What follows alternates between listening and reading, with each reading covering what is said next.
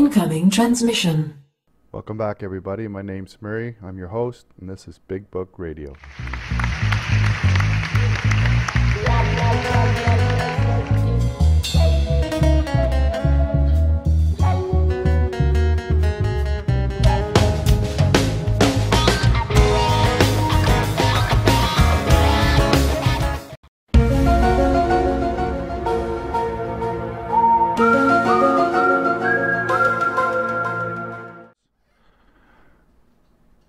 Hi everybody, welcome back for episode 4. As you can probably tell by the music, it's time to bring on the woo-woo.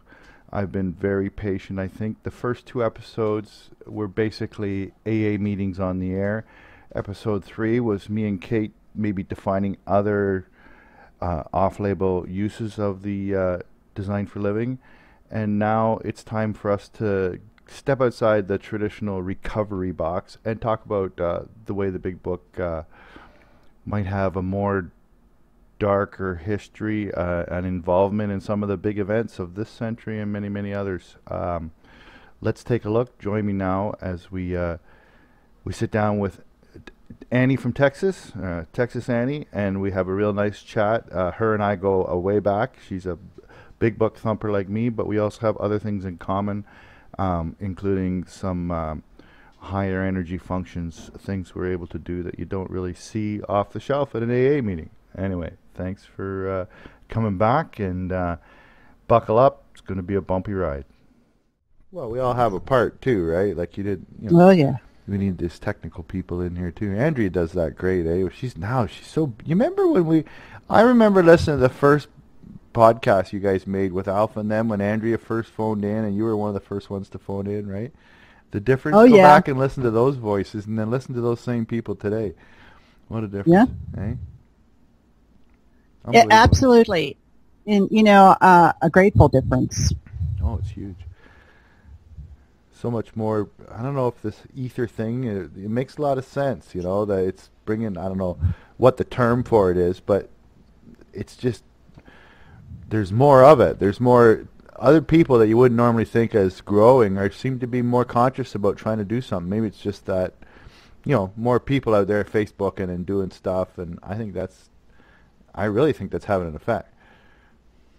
I think so too. And I also think that the more that we get out there and just mix around doing whatever it is we do, we bring it too. And who knows? Who knows? I think you're right about the ether. It's coming in. Whatever word for it, there's something, yeah. I know, and in some ways I really see it happening, and in other ways it's really like, I don't know, it's like I feel a separation.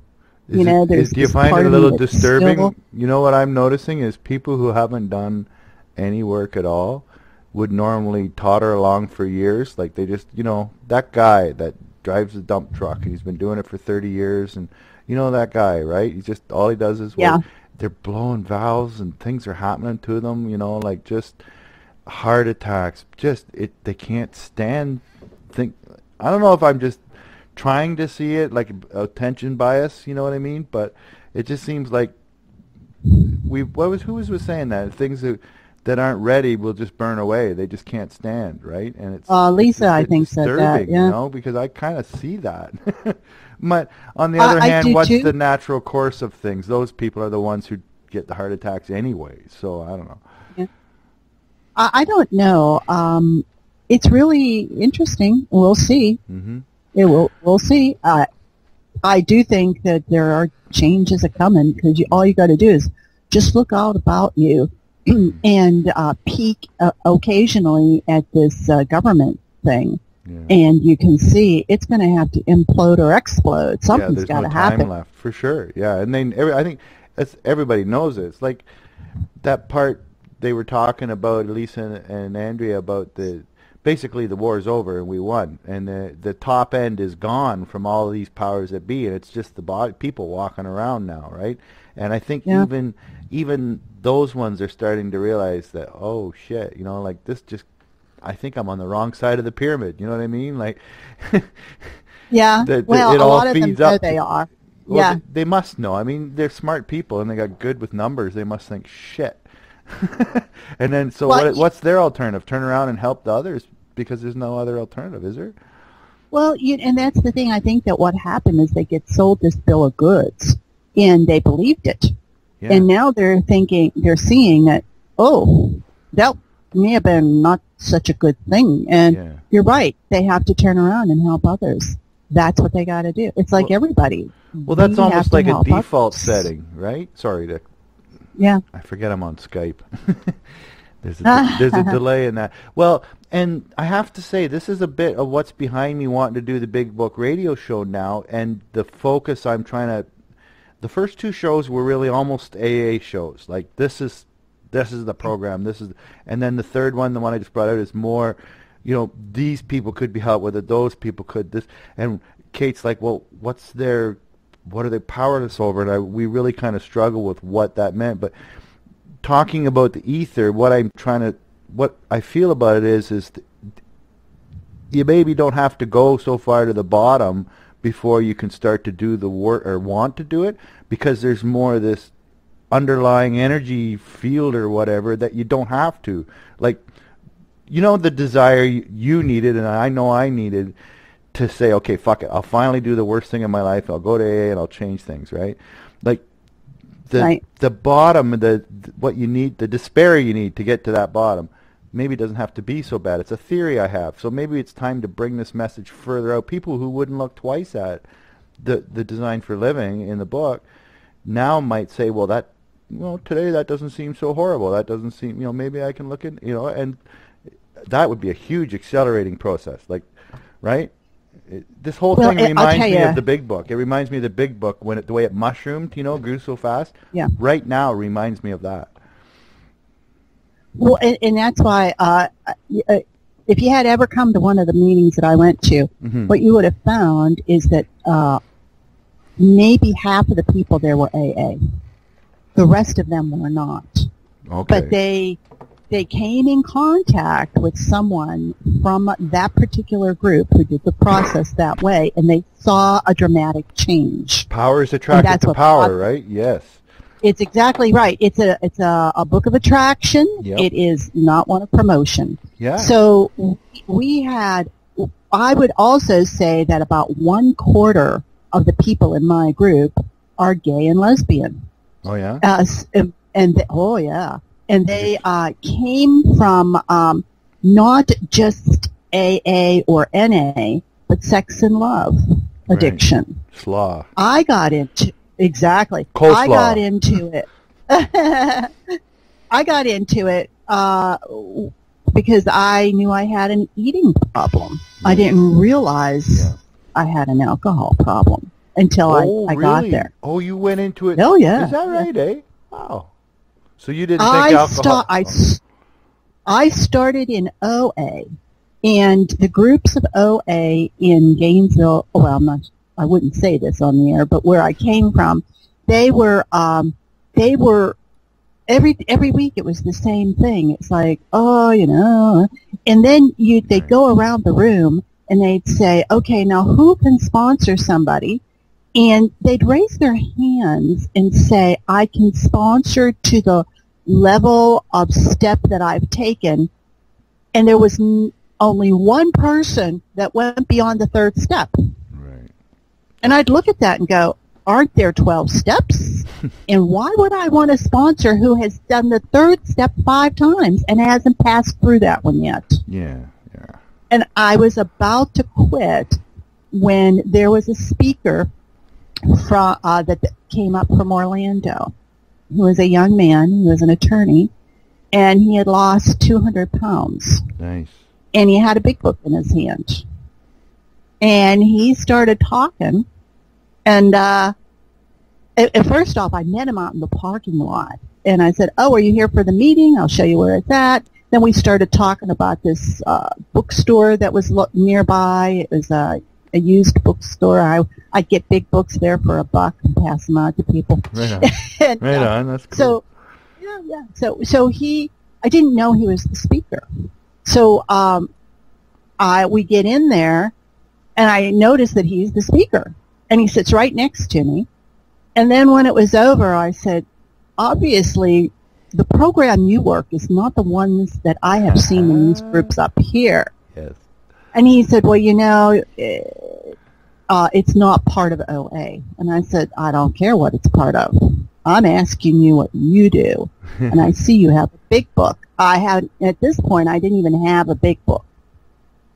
And he said, well, I can put you in touch with someone in Ocala who does this process. And basically, he was part of, he is OA, but he was also part of another group, which was an all addictions group. Okay. And there was one of them in Jacksonville. So the lady in Ocala he put me in touch with was part of the Big Book Step Study in Ocala, which is AA. But she is an OA, and she admits it right up front, but she doesn't have an alcohol problem. Well, we all know that it's the alcoholic mind. So yeah. Anyway, and there you go. It's the same mind. It doesn't matter. Yep. So anyway, she said, I haven't completed my 4th step yet. There's a woman over in Jacksonville who has, and she put me in touch with her.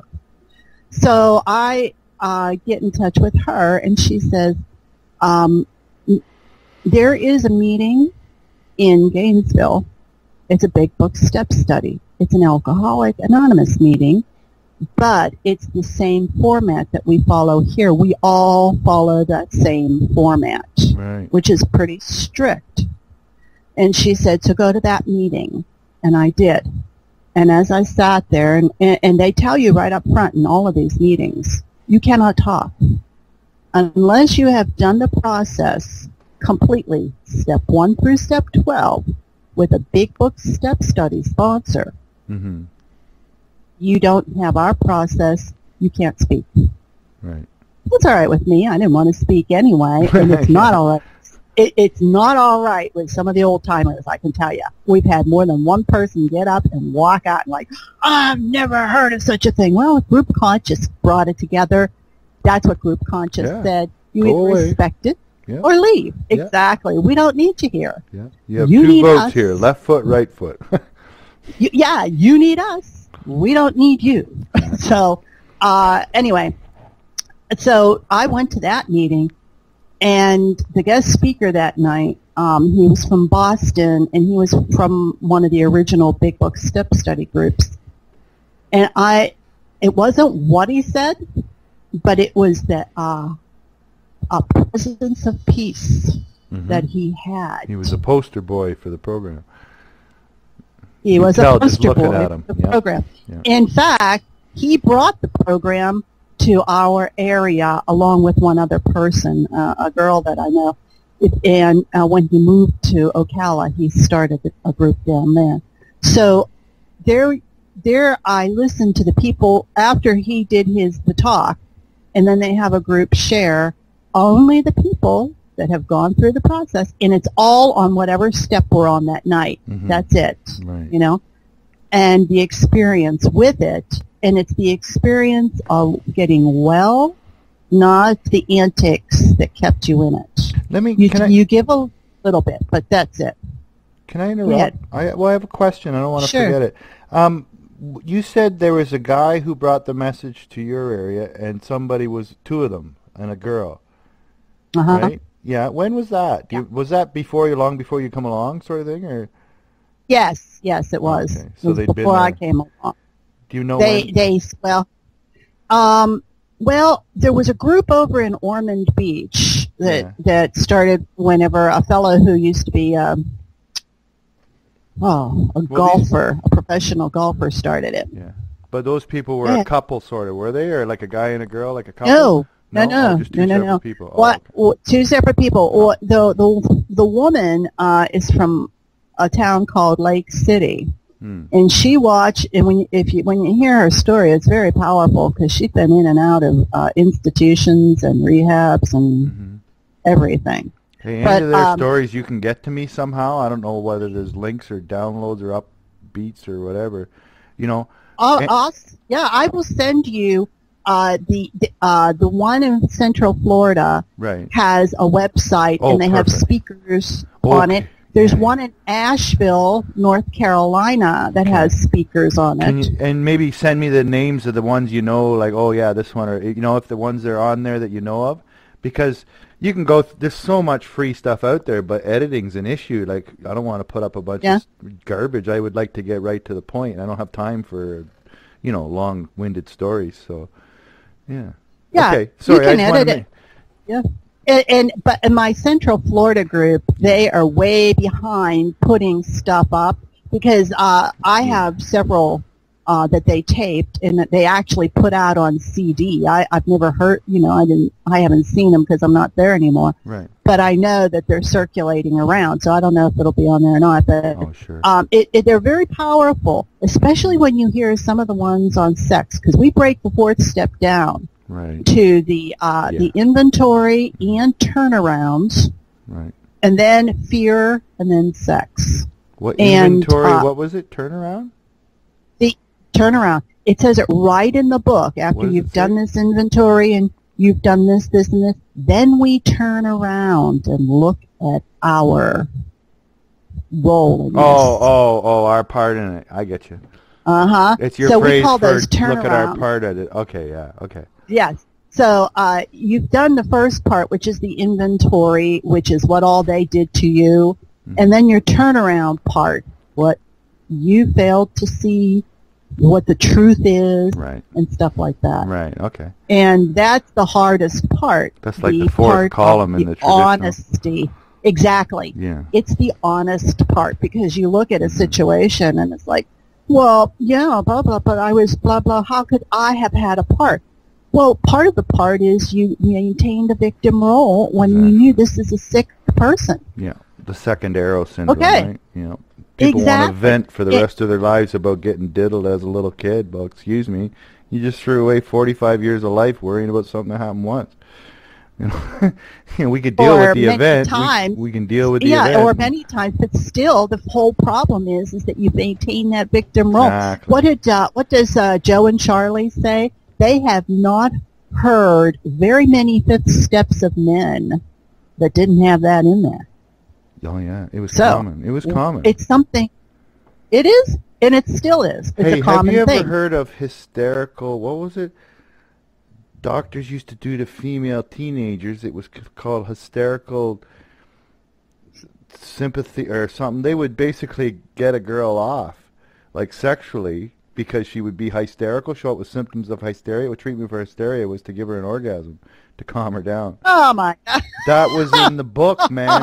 And listen, do you think anybody ever abused? That was in the Ontario book, and I know it was. I know a guy who told me his father was a doctor, and that was his thing, and maybe he went over the line a bit, right? So, damn. This is in the early '60s, right? Like there was not a lot of, sedatives and Well, stuff yeah, given out. I know exactly what you're saying, because I grew up in the 50s. Well, And, yeah. Our parents, they believed these people. Well, there was a lot It's of like stuff with like the that. priests and nuns. They believed them. Well, and there was You a know, lot of and genuine, what we would call alternative today, that it's not like pharmaceutical answers, but they used to do a lot of stuff that have faded away, right? Yeah, Yeah, anyway. yeah. So as I was telling you about Sure, how yeah, I go got ahead. there, it said, no, that's all right. We go roundabout, huh? Yeah. Rabbit hole. So, yeah, I in that group, as I listened to the speakers, I thought, oh my God, yeah, I have an eating problem, You identify. but I have the alcoholic mind. Mhm. Because, you see, I quit drinking when I was a young woman, and I mean, I have great capacity for it. And I Okay. quit drugs and everything because I had a profound spiritual experience. And instead of accepting that experience that, maybe that was to get me maybe to someplace like AA and take care of the basics, I took off for the spiritual seeking. Right. And I just completely forgot about taking care of the basics. You became so and- spiritual, you were no worldly good to anyone. pretty much. Yeah. And yet, Yeah. and yet I still had all the symptoms Right. because let me tell you, I moved to 4 states Yeah. in just a short period of time. And you know how many jobs that is? Mhm. And I would qualify that as restless, irritable, and discontented, Yeah. you know? Yeah. And I wasn't drinking at all or doing drugs. As a matter of fact, I was probably in a cult by then, just being as spiritual as you can be, right? Was that when you say about being in a cult, do you mean like AA or was it some other thing? Some other thing. Oh, okay, okay. Okay, so 30 years, I didn't touch a drink or anything else. Wow. Yet I acted out, you know, every acting out that they list in the big book, I do or Mhm. did. Yeah. And then we had so many family issues, and you know I don't need to go to all of that. It was a horrible time for many years, Mhm. and when it was all done, I found myself in a gourmet food store, and they had local, organic blueberry wine. It's just in the book. It's in the damn book. You know, the natural wines. So, I'm looking at that. I forget that I haven't had a drink in 30 Well, years. you probably didn't understand the allergy either. Not at all. Right. Not a clue, because I was not armed with the facts about myself. Right. I didn't know it. So I take a sip, because after all, it's organic. It's blueberries. It's got all the antioxidants in it. It's Antioxidant, good yeah, with- and alcohol's yeah, good for your it's got blood pressure. resveratrol, and it's good for my heart, right? That's it. So I bought a couple of bottles. I went home, and the next day I was buying some more. Mhm. So eventually I realized what was going on, and I stopped. It was not as easy this time because I didn't have a spiritual experience taken away from me. Yeah. But because I stopped, it still never occurred to me that I might have an alcohol problem. Right. I knew I had a food problem. So there I am sitting in this room of alcoholics, and all of a sudden I realized, oh my God, Oh shit. I'm one of you. Just because I didn't hit a bottom, Yeah. like being thrown out of the house and this and Right. this, my life had collapsed many times. Mhm. It was a bottom, but it was a functional bottom, you know? I still went to work and a this and a that. Right, right, right. And then as I looked at that, I'm thinking, oh my, I am like every person in this room. And even though I came here because I knew I had a food problem, the truth is I have the alcoholic thinking and I have the allergy. Mhm. And if I don't do something with it, I'm in big trouble. Yeah. So, and that's why so many people got attracted to the program, because as they heard those people speak, they had peace in their heart and they had true recovery, Yeah. and they recognized what it was. And so all of a sudden, Oh shit. Oh.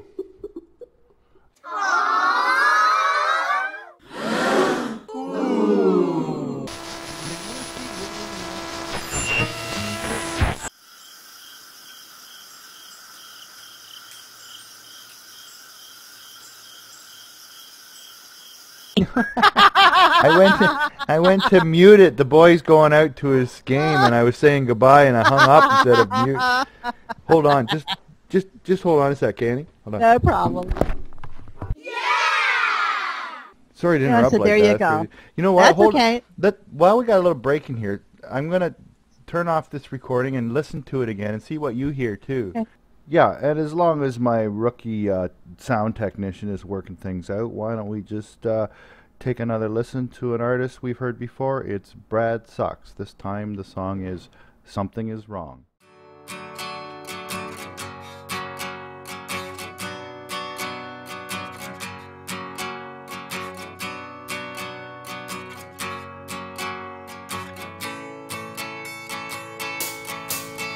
It seems a little strange, but I just can't explain why I'm tearing out a page and then I'm sending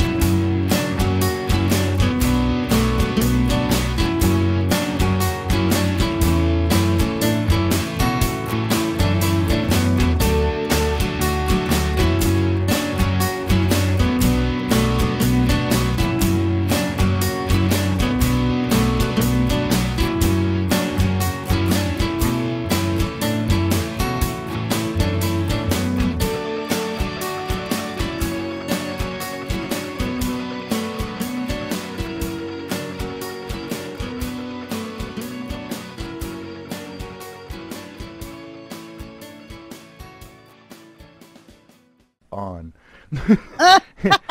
It wants to record no more. Yeah, exactly. I sat with these people in the room here, and we had there was 5 of us, and the first 30 minutes I lost because I didn't put my glasses on, and I wasn't familiar with the device, and anyway, I deleted it. And so I'm learning my lessons about, what do you call that?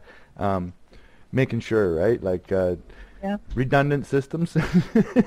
Anyway. Very important redundant system. Oh, are you kidding me?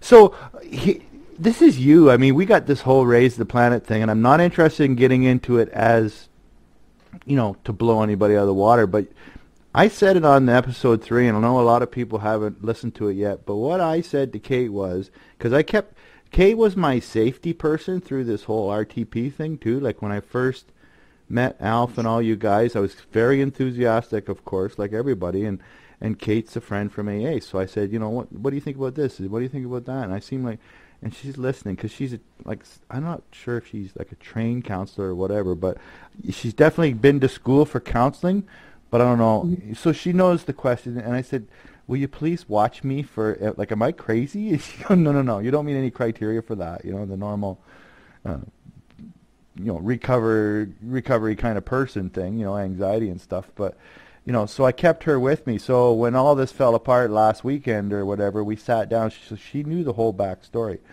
And I told her, I said, in my view, the conspiracy that I see was that Alf was, whether he was possessed by anything more than demon rum and meth, he was on a roll, and he had people on the internet following him in a bad way, in a very negative way, paying him money, doing all these horrible, bad things, right?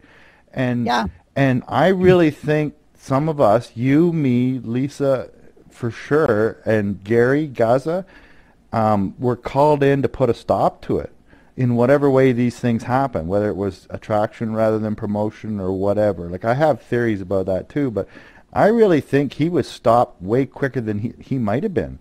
What if not one, but 2 recovered alcoholics hadn't showed up on his site and went, this guy's got this issue and that issue? Oh, yeah. We might never have picked up on him. Where would all these people that had some money to put into it would still be, at least he's stopped that, right? Yeah. So that's my view. Honestly, I have no idea what he has stopped and what he hasn't. That's true. That's true. I don't know what he may have gone off and done that nobody knows, because, he's a chameleon in some ways with different names. Sorry. Well, we would know it if we saw it, but if he had his own little group going. Oh, a whole lot. You think? I guess the world's a big place, right?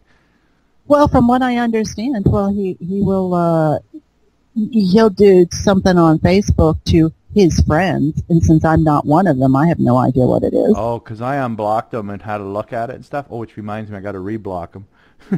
I had a bit of a tingle in my nuts there when I unblocked him to have a look. And I thought, okay, nothing different here. And I just went to re-block him. It says you got to wait 48 hours to block him again. And I haven't done it. It was a week ago.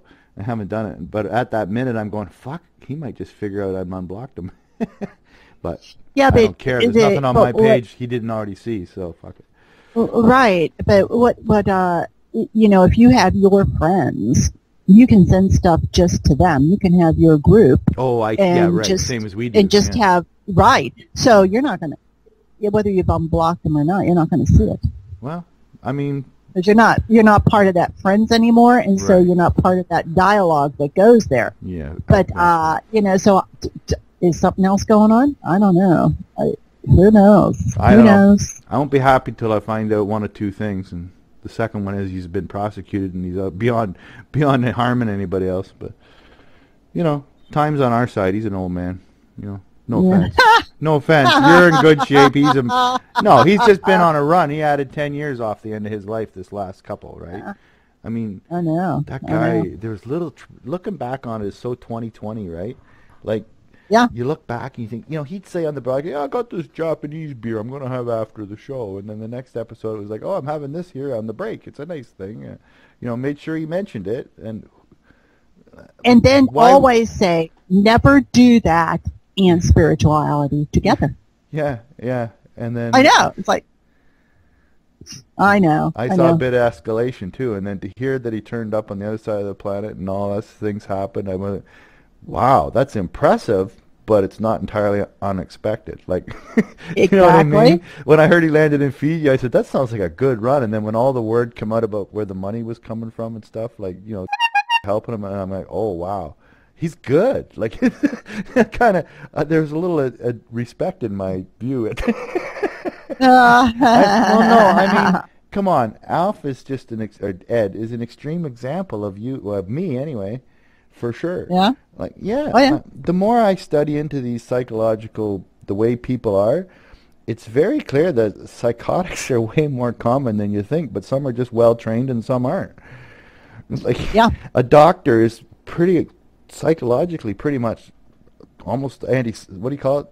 Not psychotic, but sociopathic. Like, it doesn't bother them to cause, Psychopathic. it doesn't Yeah. bother them to cause pain as long as they believe it's in a good cause, which lucky Oh, for right. you, that cause is healing you, right? But Right. I'm a lot Right, like those yeah. symptoms, Annie. I really am. I've always got my own way, one way or the other, until I hit the wall that killed me. Like, I couldn't get my own way with God.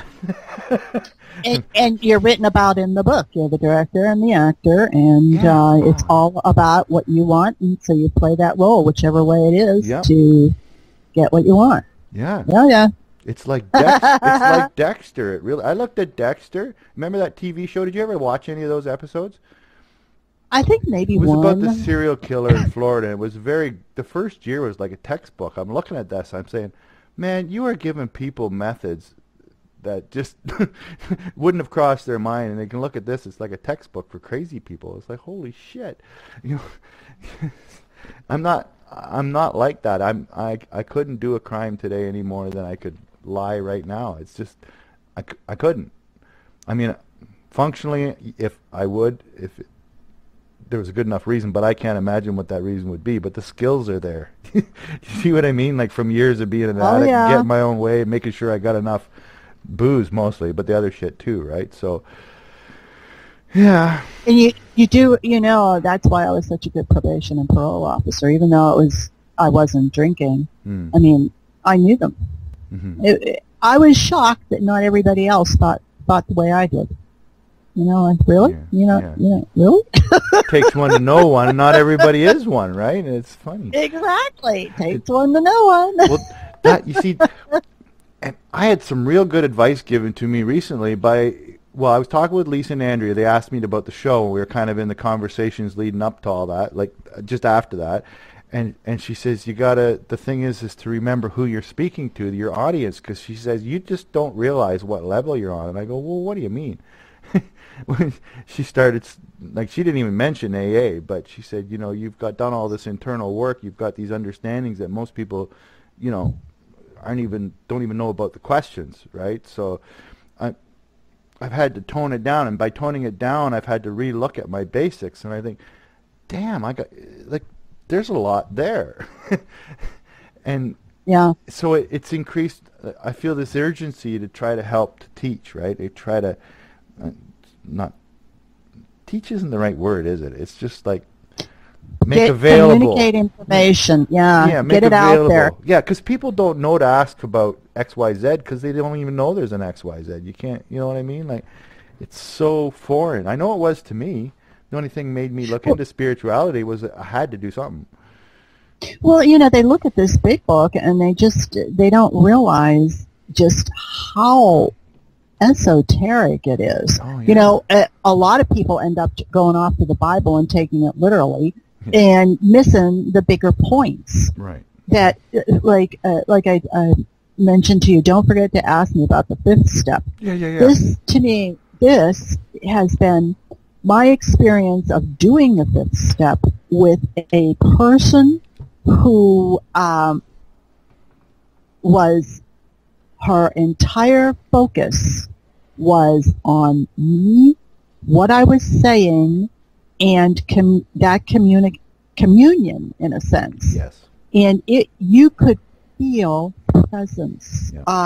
I get shivers when I even say it. Mm-hmm. So then when I've had the privilege of being the person listening, the presence is palpable. Yes. And it's a presence like you've never experienced, because you can have presence when you're sitting doing your meditation, but when you are in the experience with another person who is in the process of unloading everything and bearing themselves in front of their maker and another human being, it is really powerful.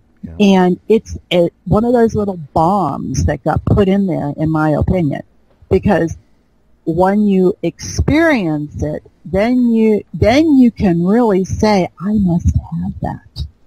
And that's why people run off. I must have that. And they forget how to have it. Right. You know, it's a very important. So just to be clear, I see the wisdom. Sorry, just to be clear, you're talking about during a fifth step, like number 5, and not the person who's giving their info. You're talking about as being the person who's listening to the fifth step. That's a spiritual experience too, and I couldn't agree more with you. I mean, we call it in booking, we call that someone has the visit. I mean, in every time I've taken someone through the steps who completed it, through the book, who completed it, there comes a point when they look up at you and they look in the eye and they go, oh, and they realize that it's okay. They're okay. Like this will work. That's what you're talking. That's how I feel when I see that happen to somebody. I feel like I've been given this. It's a paycheck, we call it in booking. I get this huge paycheck for all this mindless work, these hours, and I look at that and I wouldn't trade it for a minute. It's the biggest part of my life, is that. And it's both parties having it. Yeah, because exactly. At that point, they too have had the visit. Yeah, in a they sense. get it. They now, because through that writing of that fourth step, through going through it all, through looking at your fears and letting them go, through looking at that sex conduct and letting it go, and understanding that it's not just the act. It's many other things. Right. It's the manipulation of people using yes. It's just so many things when you've had that come to Jesus moment, because you put it down there and you said, "Oh, holy crap! Yes, that is me," and you are no longer owned by that. Yeah, in that because second, it's all gone. Out. It's all gone. It's all gone. And then the wind can blow through from the mountain. Whenever I would, absolutely. So whenever I sponsor someone and we get to the writing portion, I don't have any qualms with saying, "Here's my book that I wrote. You're welcome to see what I'm talking about," so that you know that you must be thorough and honest. Yeah. And some of it's damn ugly. You still have your, I wouldn't. Oh yeah. You still have your fourth step? If I have, absolutely. We always burn ours. Should I have the opportunity to help another person again in that way? I will let them look at all of that crap and ugliness and know that doesn't own me. You can tell anybody what's in there. I don't care. We just burn it. It doesn't own me.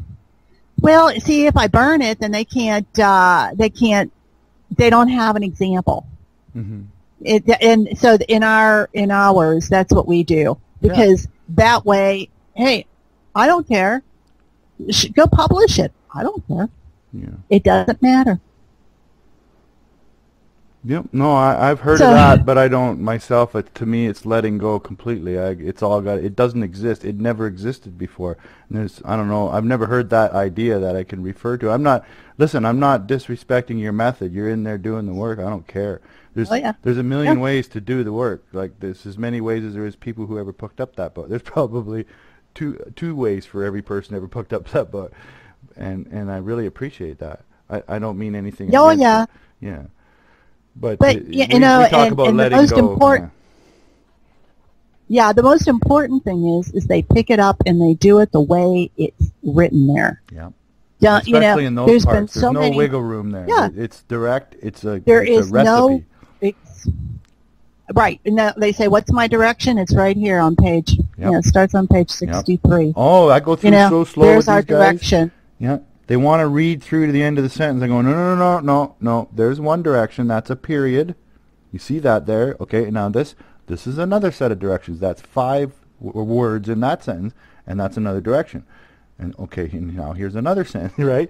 It's maddening to people, and it also helps them with their ego to go slowly through it, like in that moment, like this is the next direction, this is the next direction. Because people tell me over and over again, I've read this page my whole life, like my whole years that have gone by, and I've never noticed that before. And I love that part. It's so nice, eh? Yeah, and the other, I totally tell you, this group that they worked me over. I can tell you, they had you read the first 63 pages, including the doctor's opinion and all of that too.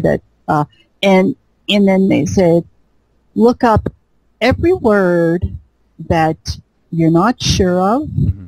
And even ones that you think you know, and then reread the sentence again. Mm-hmm. And it's because a lot of people, like I heard the story of a woman who's an attorney, and she said, I didn't want to do that because I am smart and I know it.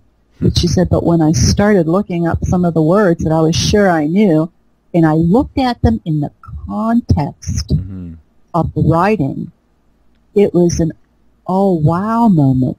Yeah. So that this group was so spiritually inspired, not only with the method, even their very words were brought to them in a way that we don't necessarily understand, and we take for granted as we read it. Mm-hmm. And then if you look further, you go, oh my. Yeah.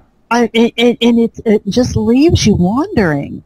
Mm-hmm. Wow. There's no misplaced words in that whole book, I don't believe. When we say esoteric, you mean divinely inspired or given, and right? Exactly. And I completely think that this is a personal feeling, and I'm going to work hard on this show to get it so we can see more of any proof there might be, because it's, to me, I've had the experience, so it's like, I can't describe to you what the smell of a rose is. You need to come over here and smell the rose. So, but to get more aspects, more the way other people have seen it, and it keeps coming to that same common, what is it? The same common experience we have, right? Yeah. Anyway. Yeah, it's like on page 58 when it says, at some of these we balked. Mm-hmm. It's under how it works. Mm-hmm. We balked because we thought we could find an easier and softer way.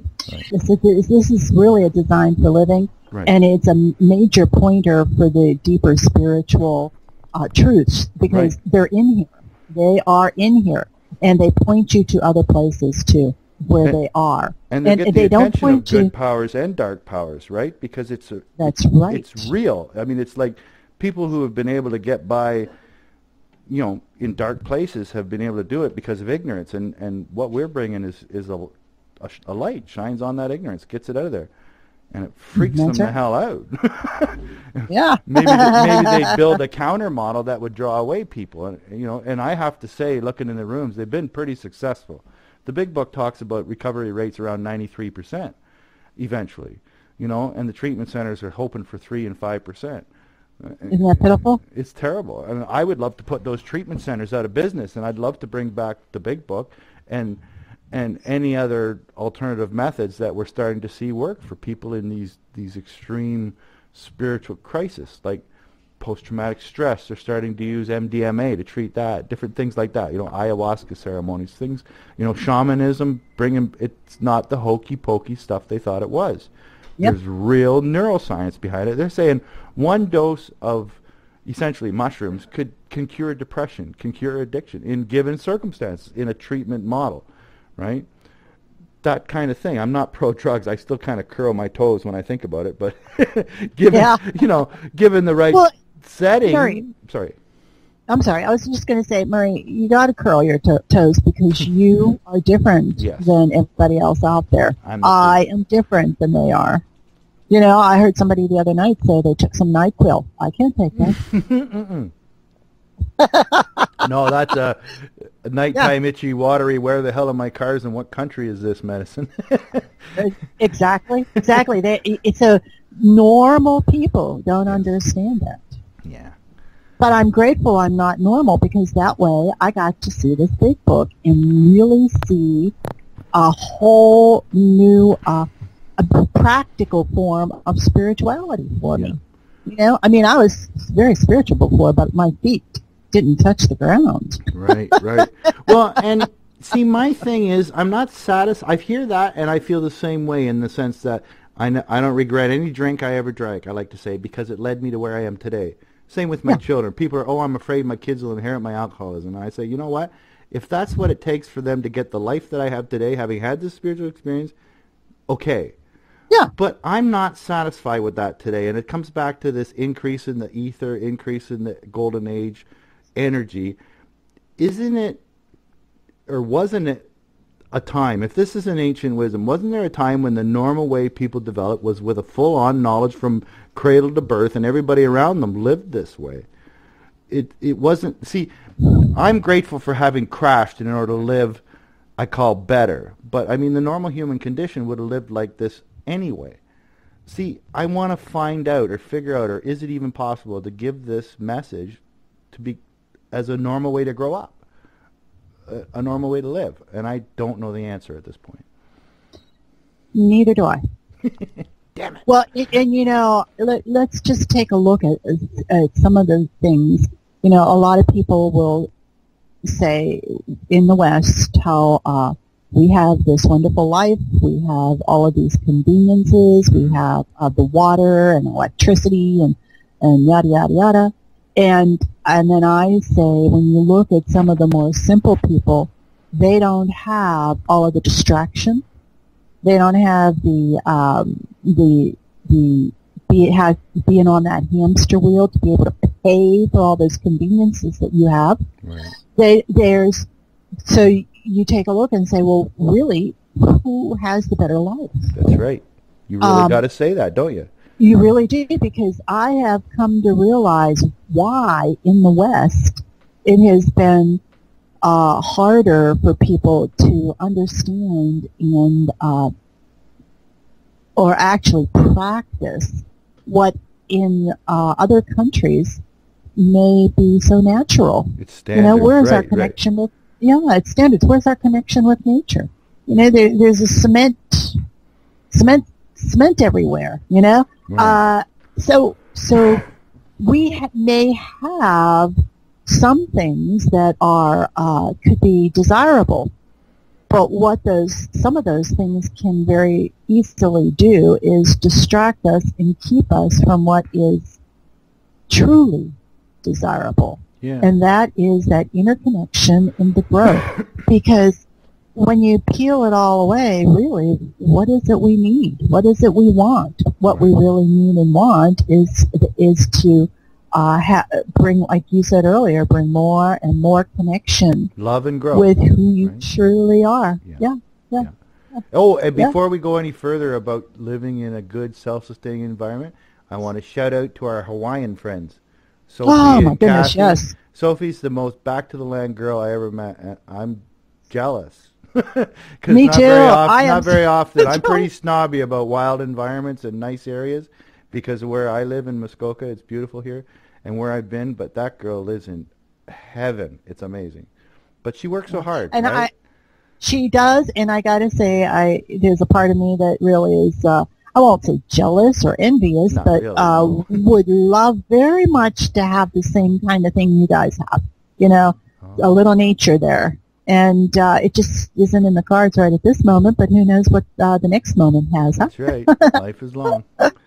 Yeah. No, there was another little bit about that, talking about the normal way people grow up with this.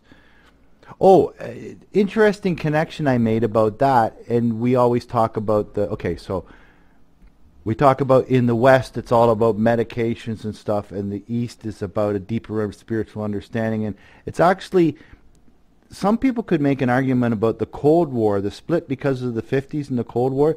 It's like the Russians today, for lack of a better word, the Russians, the Soviet, the East Bloc, they're way ahead on more natural methods. They used more like, steroids or growth hormones, that kind of idea. Back in the Olympics, when each side was trying to win the Cold War through sport, Yeah. they were showing up. They had the edge on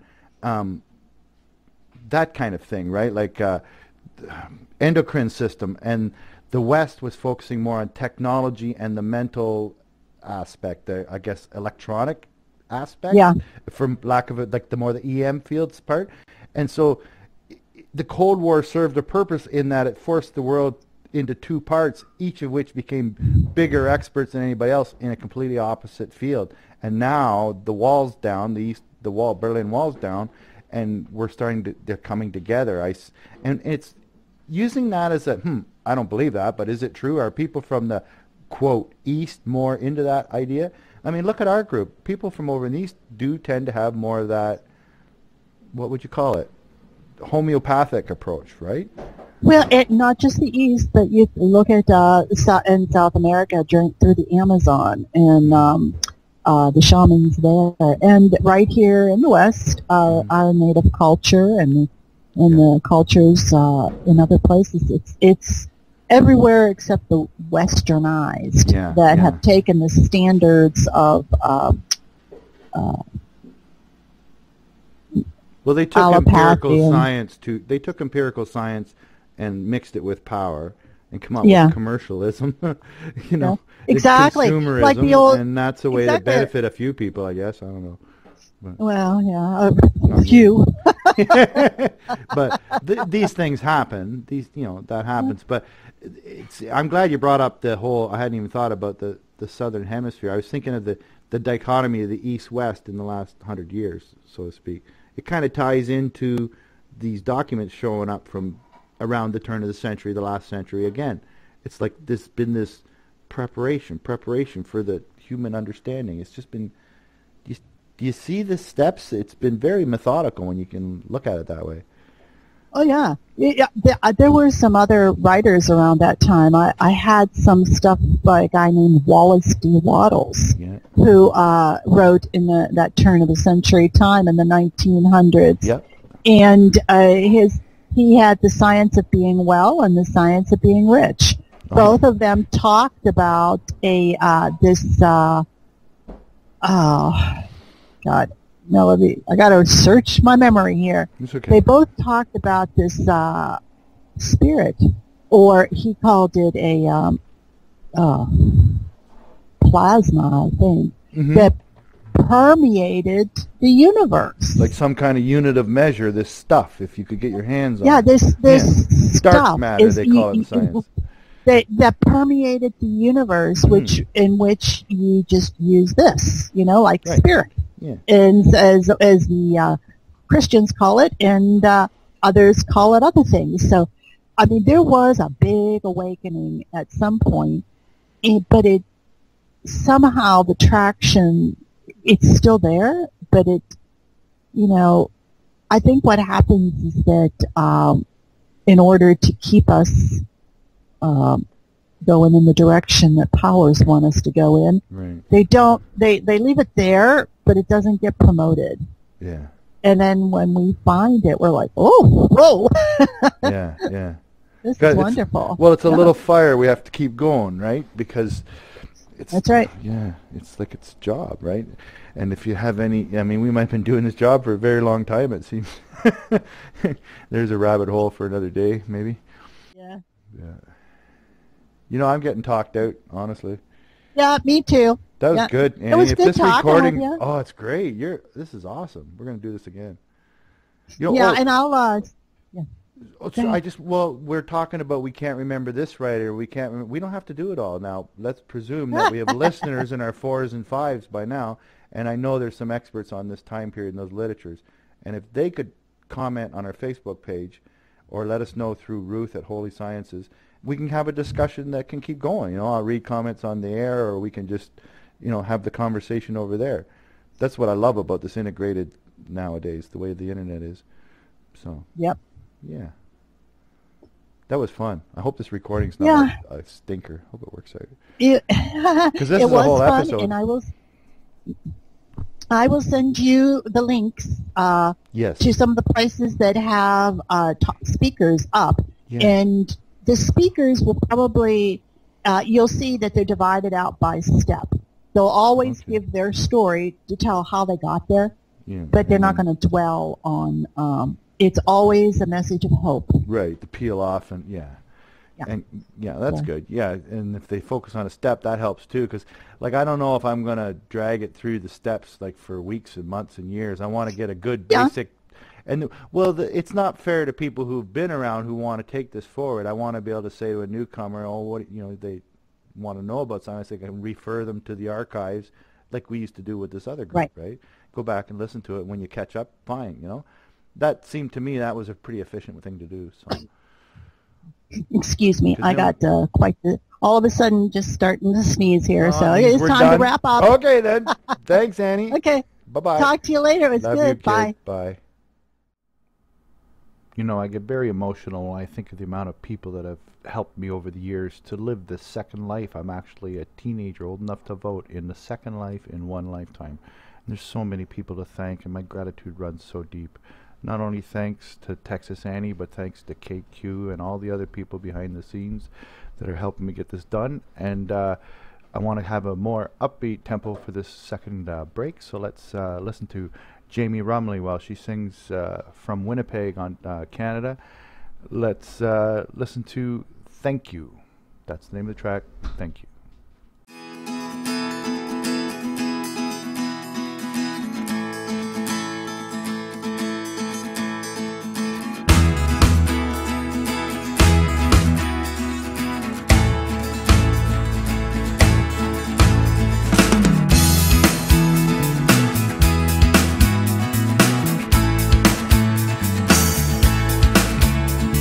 I'm driving down this cold interstate and I feel so alone.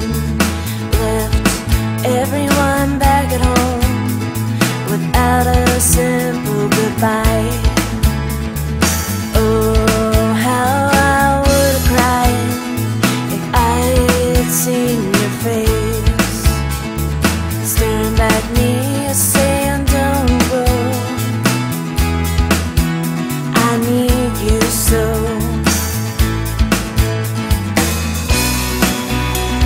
You held me still when I needed common ground. You prayed for me even though I know you don't believe. You stood by me through my darkest hours. You never judged me for who I really am. And I thank you, my friend.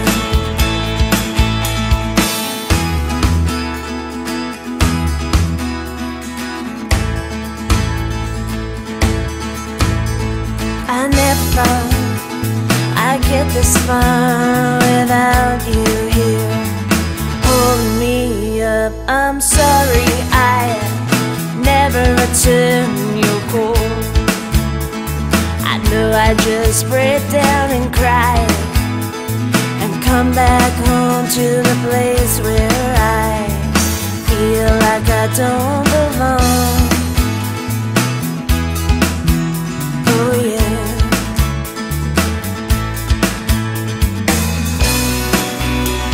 You held me still when I needed common ground. You prayed for me even though I know you don't believe. You stood by me through my darkest hours.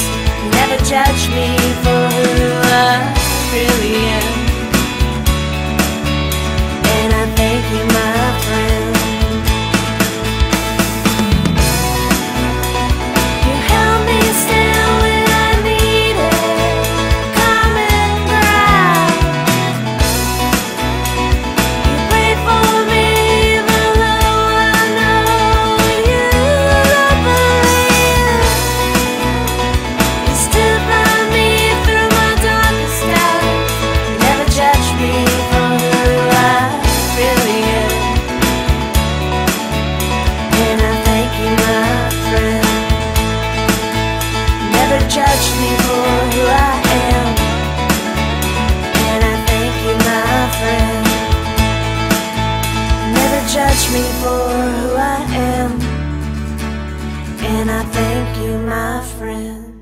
And we're back live on Big Book Radio.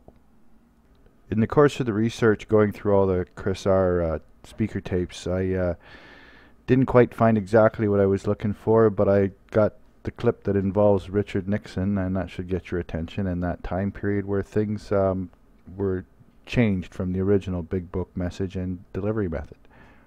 As a result, this turned into kind of a best of tracks of Chris R., and rather than break in at the beginning and end of each track, I just want to let you know up front, these are cut from 3 different episodes and put together in a way that I hope delivers the message I'm trying to give in the topic for this week. Thank you.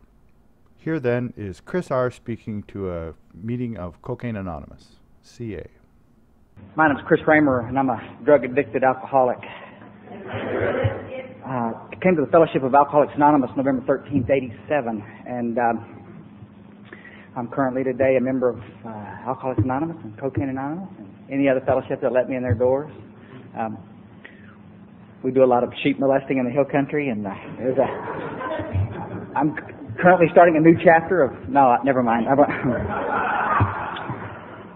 Let me give you a little history. Some of y'all will nod off to sleep. This is going to be 5-minute history. Unless I see you squirming too much, and then it's going to be a 10-minute history.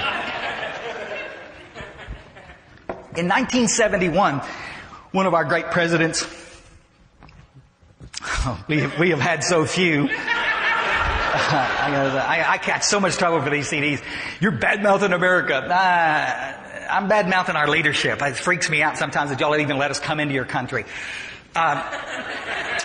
We had a President Nixon in 1971, on his way out the door, one of the last things he did was sign a piece of legislation in our country that allowed, basically what it did is it did away with a thing called a piece of paper called a certificate of need, which allowed anybody and everybody. He understood that alcoholism and drug addiction was a disease. He had some faults, but he understood that. And he knew that treatment was the answer.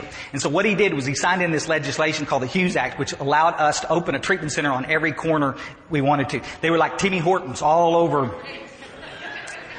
I wish we could trade you now. You know. I said, what do you like best about Canada? Timmy Hortons. Okay, this is the best. But so anyway, all these insurance companies started opening up, and people started coming into these insurance companies, these treatment centers. Well, the insurance companies got involved, and they started paying like slot machines. They said, "Damn, we're going to get rich here." And so everybody's insurance policies, even the worst insurance policies, they had a little rider on the butt end of them saying, "And if you need treatment, we'll pay for that too." Now, this wasn't cheap treatment, $10,000 stuff. This was average treatment stay in the 70s and 80s was about approximately $40,000. And it would go up from there. If you had any other kind of disorder or maybe more than one illnesses, you follow, they'd watch you in the cafeteria and you had 2 pieces of pie. We have an eating disorder here, and it's like, you're sitting next to a good looking girl. I saw you sitting with her earlier. Oh, we have a sex addict here. And every time, but the insurance companies were just going, okay, we said we'd do this, so we're going to do this. And buddy, they were paying for it. That's another 30 days. That's another 30 days.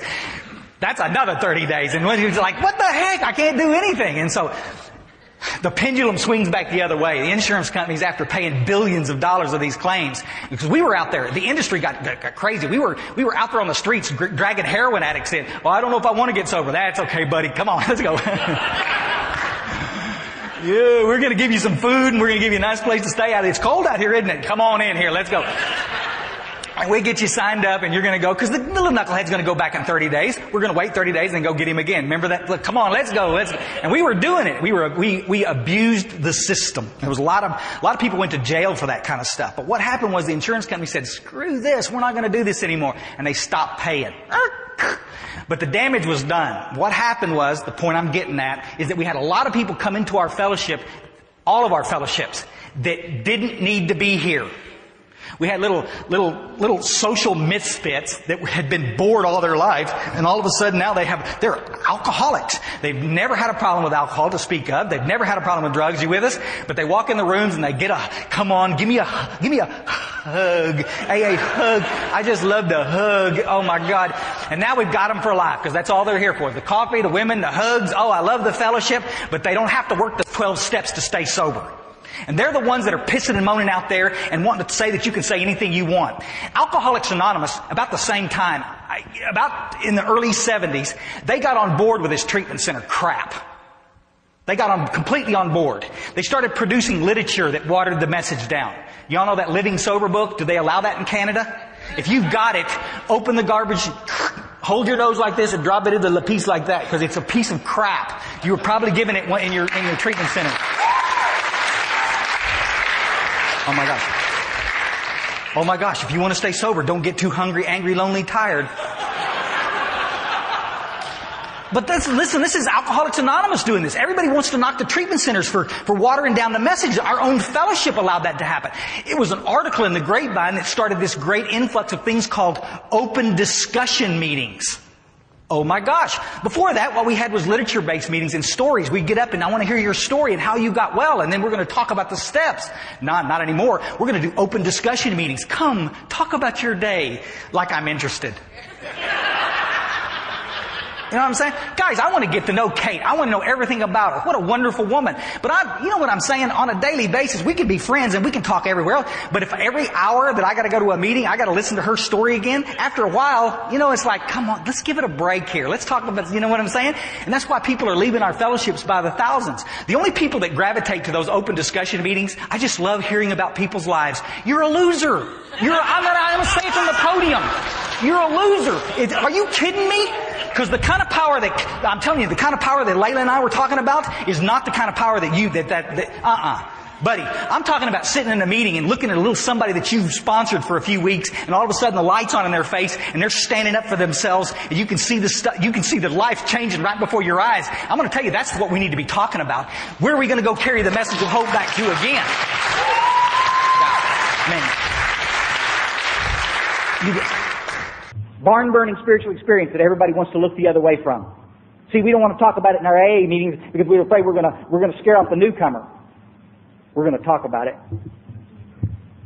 Eddie goes straight. 6 months later, y'all know the story, gets hooked up with Dr. Bob. What did he tell Dr. Bob? Same story. Tells him they couldn't stop drinking. Tells him exactly what took place so that the miracle would happen. What did they do? They went out and found alcoholic number 3, Bill D. Told him how to have a spiritual experience. Folks, they got sober and stayed sober. And I got to tell you, the first cat that were getting sober, that's exactly how they were doing it. They were having spiritual experiences as a result of going out and working with other alcoholics and finishing this damn work. The archives are full of this stuff, folks. The statistics are everywhere. Jesus Christ. Man, around Cleveland and Akron where these cats were working, I've got some literature up here I can show you. Any of you guys, there's a little book circling the country right now. It's real controversial. It's not conference approved, so I probably shouldn't mention it from up here. But a guy named Mitchell Cade wrote it. It's called How It Worked. It's the story of Clarence Snyder. It talks about the early days of Alcoholics Anonymous. And it talks about how the early guys worked with the drunks. And they didn't sit down and get them comfortable and share where they were at. They said, no, listen, little buddy, we need you down here at the Salvation Army tomorrow night to help us carry this message back in. Well, you know, and the guy's still detoxing for Christ. Then come early, you know, I mean, because we want to get this, okay. The early people in Alcoholics Anonymous understood that we had to have the spiritual experience in order to get connected to God. And over the years, here's what happened. In Akron, Ohio, folks, I won't bore you with long stats, but in Akron and Cleveland area, they had nearly 100% success rate in certain periods. In the early 40s, it was absolutely, I've got tons of literature on this. If any of you want it, I'll send it to you. Absolutely amazing, documentable stuff. Practically everybody that was coming into the fellowship was getting sober. Garden variety buckaroos were 80% were getting sober. Y'all with me? Over in New York, where Bill Wilson was doing, they were pulling away from the spiritual even as early as the 1940s. They were pulling away from the spiritual roots of the fellowship. They were under the guise of go to meetings and just don't drink one effing day at a time. That's where Bill Wilson was working them. And see, what was taking place was their success rate was through the toilet. The letters that Bill Wilson writes, we can't get anybody sober over here in New York. We've only got 30 or 40 people sober. You've got over 300 sober over in Akron. What are you guys doing? We're seeking God. We're seeking God. Not religion. God. An absolute connection with a power, folks. Our success rates in Texas right now are hovering around 8%. Let me run a stat by you. Just got in Dallas. Mark's seen these, I'm sure. in Dallas, Texas last year. Ballpark. I'm going to round these off because I don't figure so good. Too much damn speed, I guess. They gave out nearly 21,000 Desire chips. Intergroup sold nearly 21,000 Desire chips. You with us? 3-month chips. Do it 1 month chip. 5,500. Man, now man, what's up with this? 1 year chip. 1,200. We're at about 6% right there, folks. And guys, we've been tracking this in Houston and Dallas for years. Everybody's, oh, this is not scientific.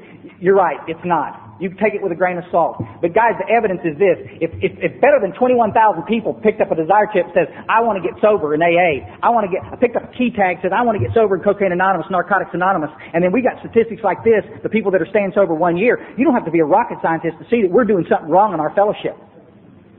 We're going to hit it hard Sunday night, folks. This is a leader going in the door. Because we got to get a bunch of people waking up and smelling the goddamn coffee. I want these cats to be able to experience what I experienced this morning sitting on the front porch of my little bungalow over there, surrounded by a bunch of... I want people to have a spiritual experience, not so they can just not drink 1 day at a time. I want them to have a spiritual experience so they can understand that God's got their back and everything they've ever wanted in this world is going to come true. And we got a lot of people that think that's horse shit. A lot of people want to intellectualize this and talk about everything else under the sun, but we got to get back to basics and we got to start talking about the choice. If it wasn't for this illness, folks, I wouldn't need to be so rigid about the spiritual experience. If you're an alcoholic or an addict in here of the disco variety and you stopped on your own power, then you're not going to like any of what we're talking about this morning. You didn't have to have a spiritual experience to recover. You won't have to have a spiritual experience to recover. Just go keep doing it your way and have a nice long life and rock and roll. I would ask you please to be careful what you share in my meetings. Because 9 times out of 10, it's bullshit.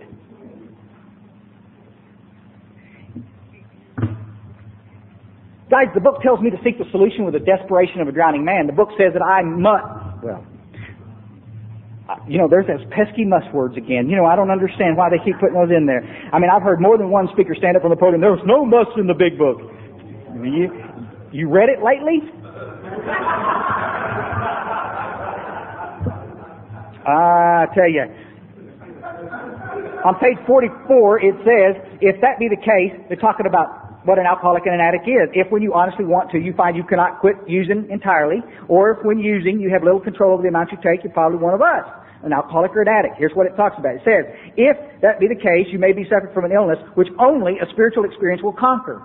Now folks, that's not a paraphrase. It's only a spiritual experience will conquer this obsession to use. Unless the sanity is returned, you will pick up a pipe again. You will use again. For some stupid cockamamie excuse, some mental blank spot will come down the pipe and you will use again. It says it over and over and over.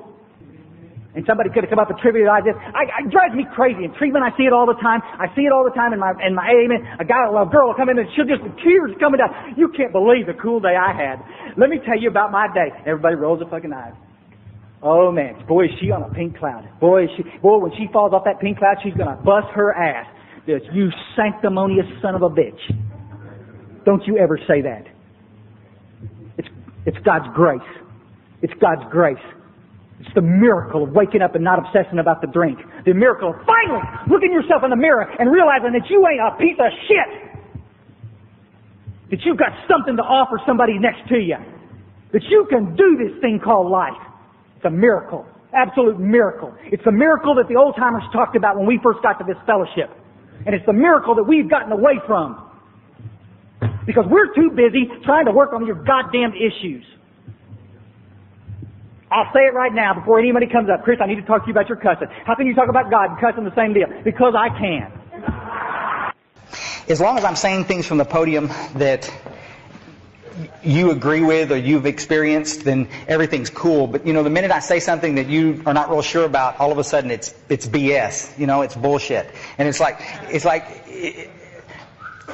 we hear speakers that just, What's a good sponsor? You know, is a sponsor somebody that's going to validate your crap? You know, well, whatever you want to do, go do it. You know, well, I got the greatest sponsor in the world. You know, that's not the way it is. Sometimes, you know, we got to be a little tough. You know, sometimes we got to say things that need to be said. And I was talking to a little brother earlier. You know, what we're dealing with in our rooms today, and in all of the fellowships, folks.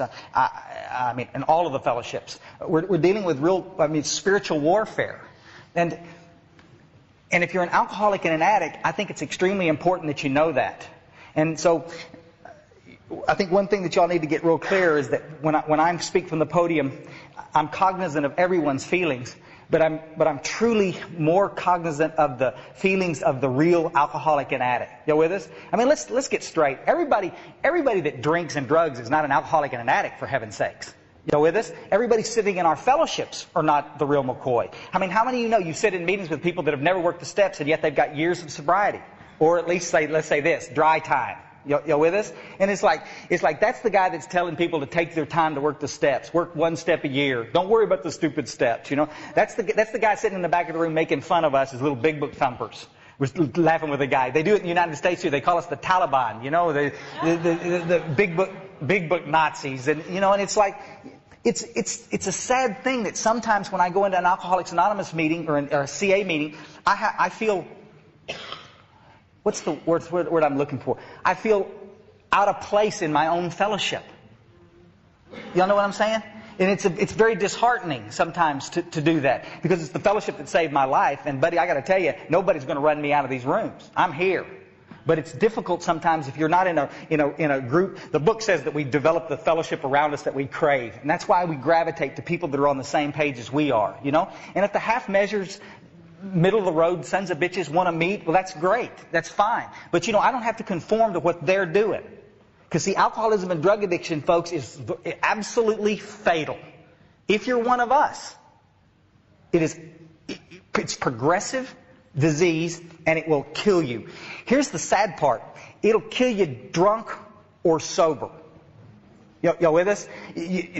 Everybody we talked about it last night, that if you stop drinking, stop doing cocaine, that your life gets better. But the real alcoholic and addict in this room knows that my life doesn't get better when I stop. My external world does, but my internal world goes to hell in a handbag, and I start feeling uncomfortable. More of us commit suicide in sobriety, folks, than we do out there drinking and drugging.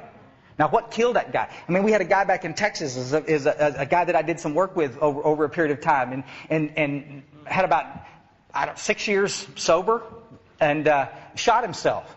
I mean, what killed this man? Depression, boredom, anxiety, low self-esteem, feeling of uselessness. You with us? All the stuff that the book describes as the spiritual malady. But he hadn't had a drink in 6 years. No cocaine in 6 years. But he still took his own life. Why? Because he couldn't stand the pain of what was going on inside. And see, that's what kills alcoholics and addicts. And that's what I did for 7 years. I'm going into Alcoholics Anonymous. Yeah. I'm going in believing that if I will finally talk about everything that's bothering me and finally get past it, that I can be okay. Y'all know the expression, if you get all your little ducks in a row? Y'all know what I'm saying? If I get the woman, if I get the house, if I get the car, if I get the job, I get everything I want, then I can be happy inside. But you know, guys, I had all of that and lost it. See? I feel empty inside when I've got great things going on in my life, and I feel empty inside when I've got nothing going on inside. And that's what we've got to stop confusing the issue around. That's where the treatment centers I have a tough time with treatment centers. I love treatment centers. I work at one, but we have a real tough time muddying up the water trying to tell these people that they're drinking because of an external circumstance. Y'all down with this? This little piece is going to be kind of controversial. The rest of this is not too bad, but I'm going to try to get through it, okay?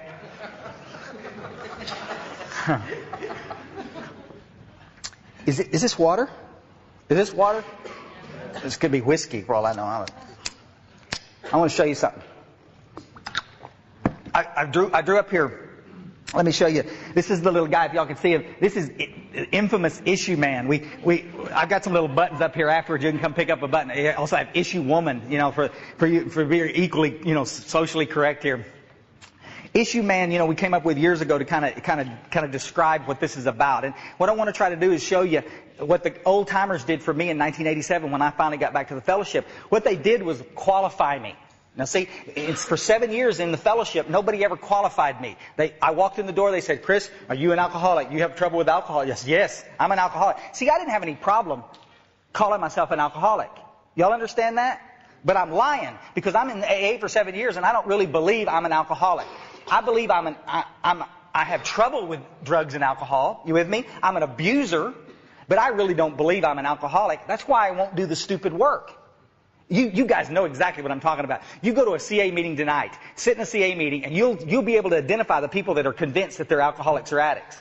You with us? Because they're sitting like this. They're on the edge. They're paying attention. They got their coffee before the meeting. They're right there. They got their books with them. They're ready to go. The other little bloke is sitting there and he's antsy and he just can't get still and watching the clock and gets up and goes for a smoke and comes back, gets a cup of coffee and sits back down and they're still reading Who's a Cocaine Addict, and it's like, God, is this thing ever going to get over? Goes take a big long dump, goes out and smokes another cigarette, comes back. It's just torture to watch. The guy does not want to be in that room. You with me? Why didn't he want to be in the room? Because he doesn't believe he's one of us. And we do him a great disservice because we don't qualify him and find out if he even needs to be here.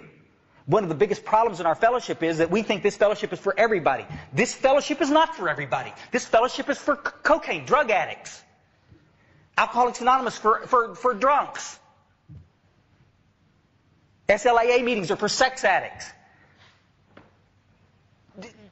Gamblers Anonymous for gamblers. You with us? Just because you're having a little bad day doesn't mean that you qualify for a 12-step group.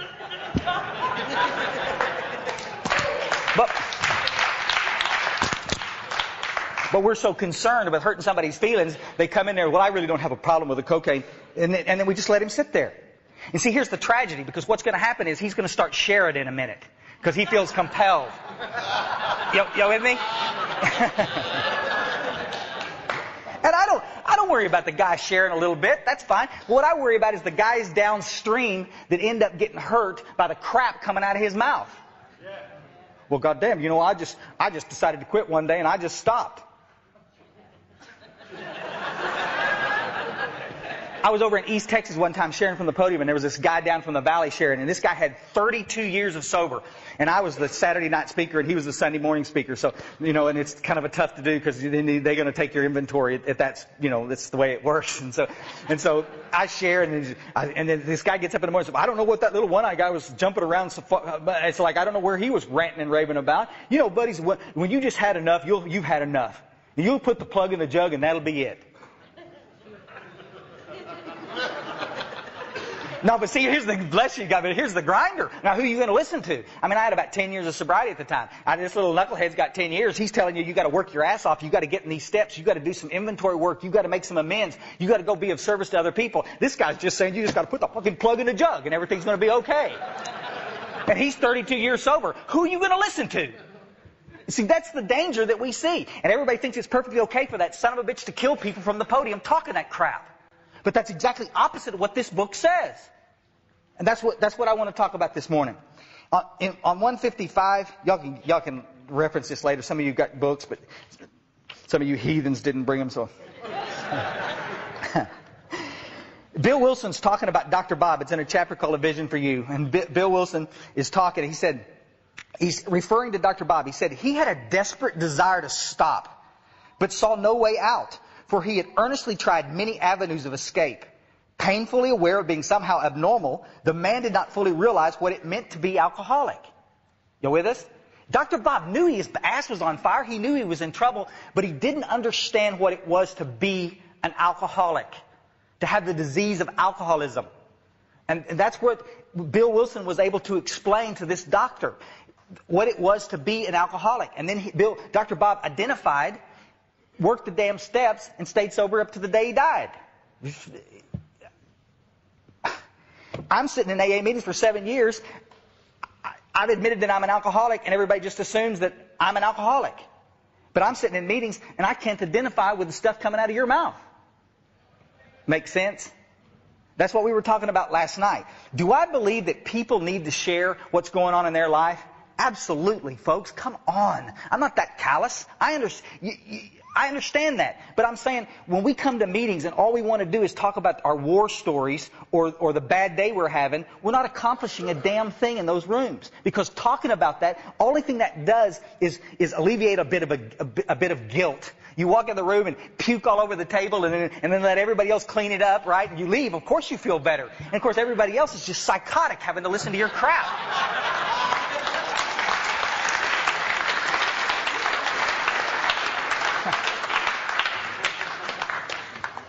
To this circle triangle, and I can show him this, and we can find out immediately why he relapsed. He wants to tell me all the triggers. I was triggered, man. No, you weren't. You so weren't. That's a good excuse, and it sounds good, but it's not the truth. The truth is, if you're in all three parts of this program, you're going to be on solid spiritual ground, and it doesn't matter what happens. And I know some of y'all sure don't believe that, but it's been my experience, and in treatment centers for a gazillion years, that's the truth. God didn't get me sober so that I could relapse around a Led Zeppelin song 20 years later. I mean, that is just ludicrous. That is just stupid. And it talks about the body, mind, and spirit in the front of the book, in the recovery, unity, and service. And the recovery is all 12 steps. Have you worked all 12 steps? And the unity, are you a part of this fellowship? Are you giving back? Are you participating? And then the service, what are we supposed to do? We take our awakened spirit back out there in the universe and we help other people get well. The guys that come back in our hospital, we're starting to see this big influx of cats coming back into treatment. I've been at this hospital for about 15 years, and used to be every once in a while we'd get a long-term sober person who's relapsed back in treatment. And now I guarantee you probably a quarter of our patients are there with 10 or plus years and have lost it around stupid prescription medication. You with us? 90% of them are losing it around prescription medications. And they're coming back in. And so we're asking them what happened. And one of the questions that I asked those guys is, we talked about it last night again. I says, how many guys are you sponsoring? None. Well, how's that working for you? You know, I mean, what did you think was going to happen? Because our service is to work with others. Y'all follow? And this is we're going to separate the room in here, because some of you are going to get a little sweaty and think I'm not trying to make anybody uncomfortable here. I'm just trying to say there's no free rides in AA. In our 12-step fellowship, if you're not out there, well, there's people that'll sponsor and there's people that won't sponsor. That's a cop-out. You suit up and show up, and I guarantee you God will put somebody in your lap. We got women all over this world stretched so thin they can hardly move because they're sponsoring all the people in the group. Why? Because we got a whole bunch of women sitting on the sidelines making excuses why they can't sponsor. In tonight's session, we're going to talk a lot about this sponsorship business, guys, because we all kind of need to get off dead center. It's what goes around comes around. Y'all understand that? In this universe that we live in. If I want to get well, the book said that I need to go help somebody else. The book didn't say I need to turn in and fix myself. And then it didn't say that. It says if you want to get well, turn around and help somebody else. You with us? If you're going through a really tough time today and you are really confused about some things and you want some help, you might want to talk to somebody a little bit about it. But if you've been talking about this for a long period of time and you're still not getting resolution, I suggest very strongly that you maybe talk to Bonnie and see if you can volunteer to wash dishes tonight, because that will help you more than sitting on your butt talking about whatever's going on in your head, because all you're going to do is talk about it anyway. Y'all understand that? And then you finish washing the dishes, you say, God dang, I feel really good. It's like we were laughing last night, in treatment. It's like we spend all of our time standing in front of mirrors.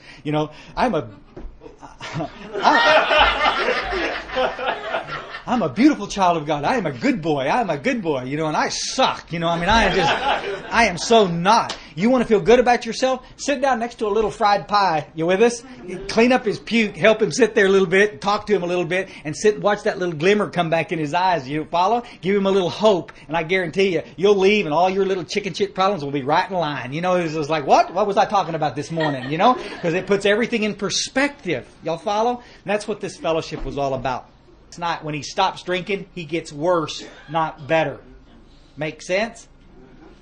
Then why can't everybody get on the same page? I'm not going to mention his name. Some of y'all know this guy. He's a commentator, and I like him. He's an admitted alcoholic, recovering alcoholic on national TV. Dig?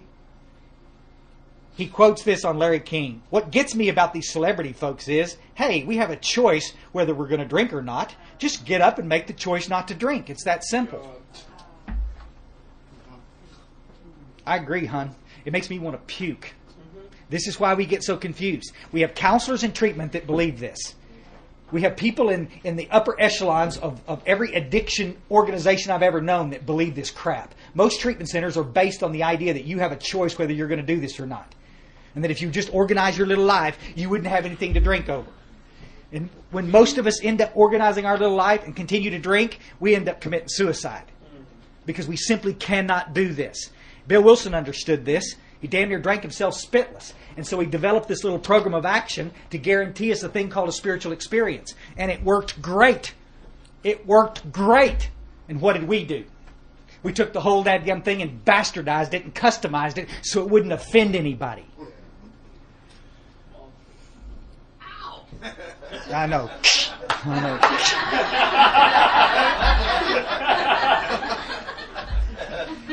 My friend Danny up in Maine, he says this. It's a great little piece of writing. He's got a blog. His website's on the little sheet over here. It says, when a problem drinker stops drinking, the worst is over. When an alcoholic stops drinking, the worst is yet to come. Isn't that right? Isn't that so good? I just think it's the bomb. See, treatment centers have done a great service to us as they allow us a wonderful place to get detoxed and assimilate a bunch of information. But what they've done in the process is removed a bunch of urgency from us. You know how you came in with all of the... You know, you walk in with tears in your eyes and you pick up a chip and you screw up your courage and you introduce yourself as an alcoholic, can't even hardly say it. What courage it took. And you're on a roll and you want to do this and you've made the commitment, you've poured the booze out and you're done.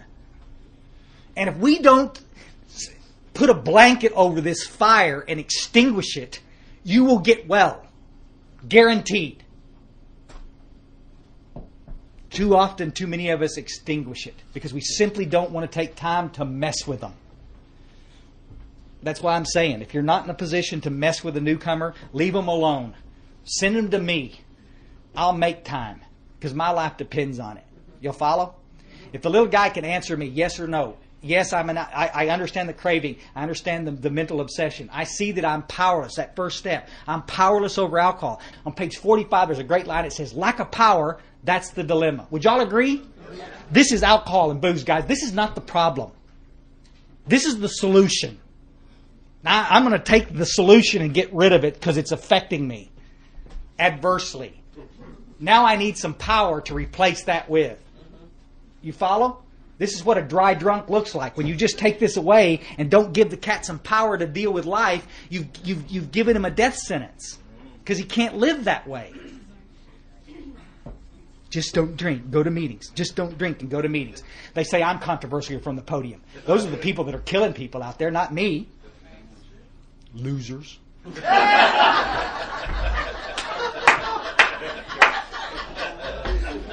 The guy says yes. The guy says yes. That's me. He understands. This is what a first step experience looks like. Oh, I think I'm going to be sick. You know, it's like diarrhea. It's like nausea. Everybody says, like, they come to the treatment. It's like, oh, I understand now. I'm an alcoholic. You haven't understood anything, buddy. You understand intellectually, but you haven't. Y'all follow? It's like getting a diagnosis of cancer. It'll suck the air right out of the room, and you go, oh my God. Then my life depends on doing this work. Y'all follow? At that point, you've got you a really, really workable little deal working here. You're going to get them through the steps, and you're going to have a brother and sister for the rest of your life in the trench with you. Specific questions about this spiritual thing. The book says don't skirt this business about God. And we have turned into a fellowship of cowards when it comes to talking about God. Well, we don't want to scare him off, but you don't understand. It's the solution. If the solution that we have to offer is going to scare him off, what do we got to do? What are we doing? We're not selling him something. You're waiting for the big close here?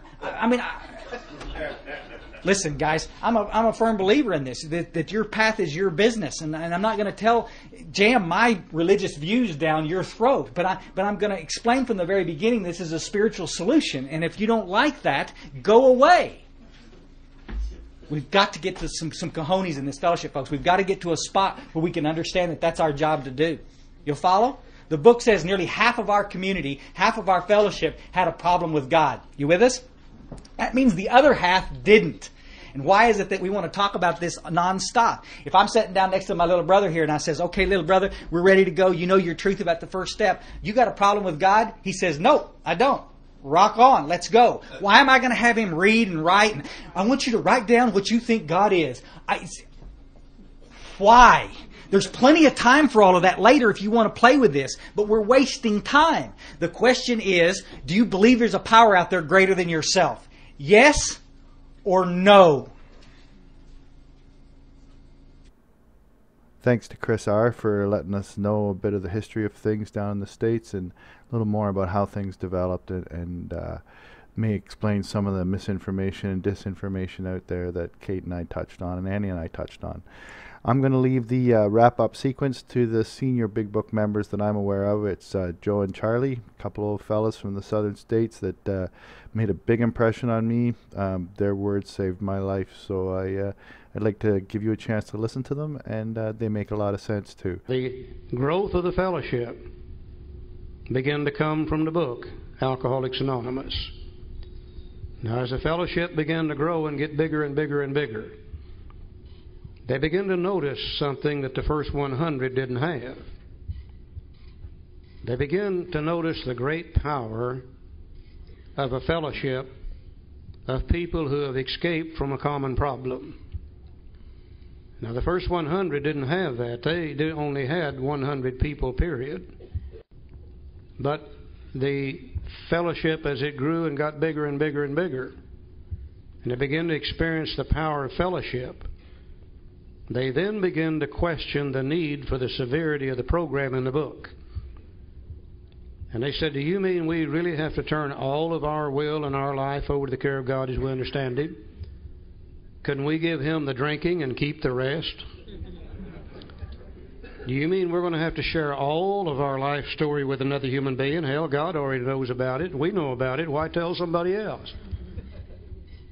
They begin to say, you mean we have to have God remove all of our character defects? Hell, we won't have any personality left if He does. And they begin to talk about, do you mean we have to make amends to all those people we've harmed? And they begin to say such things as, well, maybe we don't need to do every bit of that. Maybe we could take some of it and leave some of it. Maybe we can do it cafeteria style. Pick what we want and leave that we don't want. And then along about that time came the great advent of the treatment centers. Now please don't get us wrong. We have nothing against the treatment center. They serve a worthwhile purpose. But in the treatment centers, people begin to hear some other type of words in some other languages. They begin to go into a group therapy thing, and they begin to sit around the tables and talk about their problems. And they begin to develop such terms as the dysfunctional family. And they begin to use such words as chemical dependency. And they begin to talk about significant others. And they begin to discuss meaningful relationships. And they begin to talk about dysfunctional sex. And they begin to talk about this and they begin to talk about that. And the program in a treatment center wasn't like the program in the book Alcoholics Anonymous. Well, naturally, the new people from the treatment centers coming into AA wanted to talk about what they knew to talk about is what they had learned in other places. And slowly, slowly, slowly, the program and the fellowship began to change. And as the years went by, it began to change more and more and more. And they began to talk about significant others. And they began to discuss meaningful relationships. And they begin to talk about dysfunctional sex. And they begin to talk about this and they begin to talk about that. And the program in a treatment center wasn't like the program in the book Alcoholics Anonymous. Well, naturally, the new people from the treatment centers coming into AA wanted to talk about what they knew to talk about is what they had learned in other places. And slowly, slowly, slowly, the program and the fellowship began to change. And as the years went by, it began to change more and more and more. We like to refer to those meetings as group depression meetings. You go in there feeling pretty good. Halfway through the meeting, you might as well just go ahead and blow your brains out. Hell, it's not even worth living any longer. So what we're going to talk about this weekend is not the program in the Fellowship of Alcoholics Anonymous today. We're going to talk about the program in the book Alcoholics Anonymous that the first 100 used, which has never been changed. Now, the program in the Fellowship has definitely changed. The program in the book has never changed. Let's go to Roman numeral 20. Let's see how effective this thing used to be when the program in the book and the program in the Fellowship were the same. So while the internal difficulties of our adolescent period were being ironed out, public acceptance of AA grew by leaps and bounds. For this, there were two principal reasons: the large number of recoveries and reunited homes. Now, these made their impressions everywhere. Of alcoholics who came to AA and really tried, 50% got sober at once and remained that way. 25% sobered up after some relapses, and among the remainder, those who stayed on with AA showed improvement. Other thousands came to a few AA meetings, at first decided they didn't want the program, but great numbers of these, about 2 out of 3, began to return as time passed. Now, if my math is correct, that's 75% of those people who came to AA in the early days and worked the program that's in the book stayed sober eventually. I don't know in my area, I don't know what it's like in your area, but we can't talk about 75%. We can't talk about 50%. We can't talk about 25%. I doubt if we could talk about 10%, truthfully. And the reason for that, I believe, is that the Fellowship of Alcoholics Anonymous got away from the program that's in a book called Alcoholics Anonymous, and that worked. And so what we're going to do this weekend, as Charlie said, we're going to talk about the fellowship that's in the program called Alcoholics Anonymous. And we're going to ask each and every one of you to go back to your groups and listen to the conversation that you hear around the tables and see how closely it tallies with the program that's in the book called Alcoholics Anonymous. And if it doesn't, we suggest you do something about it. That's our charge to you this weekend. You know, a lot of we older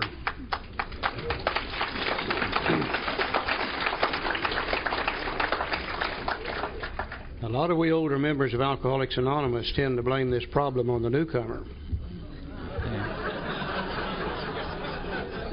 The newcomer comes in here and they want to talk about the only thing they know to talk about.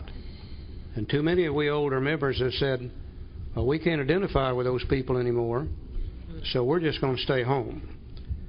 And we've abdicated our responsibility for Alcoholics Anonymous. We've turned it over to the sickest of the sickest, who are the newcomers. And then we stand back and say, look what they're doing to our AA.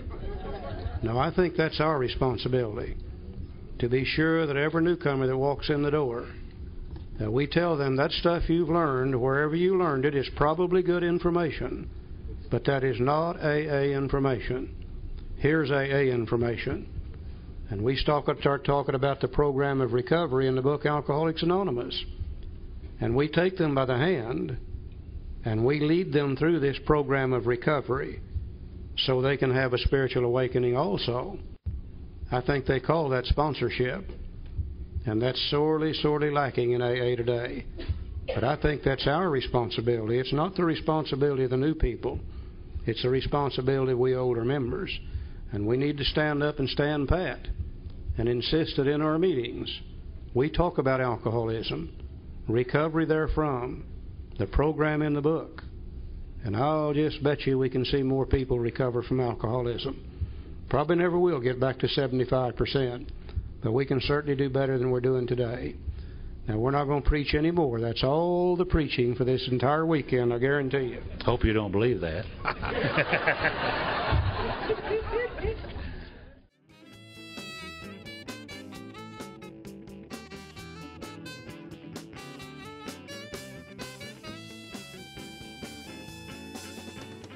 Okay, thanks everybody. Sorry for the shameless woo-woo promotion there. I just want to try to build a little interest in this show. I'm having a great time making this. I hope there's somebody listening to all these, and they're on record, like I say, so people can be pointed in this direction and some general direction and general information, and maybe lead to another miracle. I know I've witnessed several in my life. And I got to tell you, I have no idea what's on the board for episode 5. I want to talk to Andy again. Kate and I are due to meet. There's several out there floating around. And just on a sad personal note, Martha, who you heard in episode 2, wonderful lady, she was here when I got here, and it's been a privilege to know her. Her husband is a big supporter of AA, came to all the speaker meetings as her date, as her escort, and he died last week. 69 years old, had a heart attack. Doctor was on scene and they couldn't help him. So help me to hold a place in my heart for Martha. I know she'll be back around. I know this work's important to her, and we can expect to hear more from her and lots of other people as this circle of friends expands and this conversation continues. So thanks for coming out, and I'll see you next time on Big Book Radio. Thanks also to our house band, Traffic the Blues, for their backing track playing underneath all these thank yous. Bad Luck Soul.